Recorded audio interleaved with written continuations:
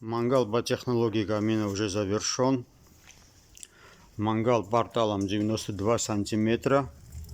Но мангала, как всегда, собран елочка. Елочка, она равномерно расширяется и сужается. Две высоты. 11 сантиметров и 18 сантиметров. Если жара будет много, то этот ставят, она съемная.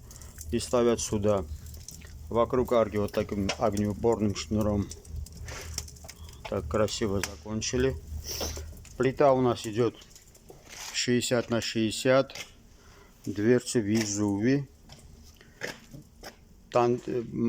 Печка-казан также можно использовать как тандыр. Вот щибер закрывается. Тут у нас лайфхак. Тут, чтобы залу снимали, такой тазик интересно сделали, чтобы легче было заказчикам использовать. Сейчас проверим тягу в мангале.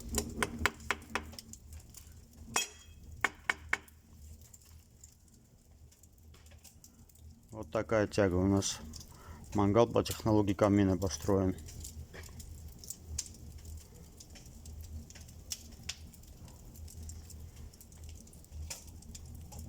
Сантиметров 25-30. Вот так далеко, вот так тянет.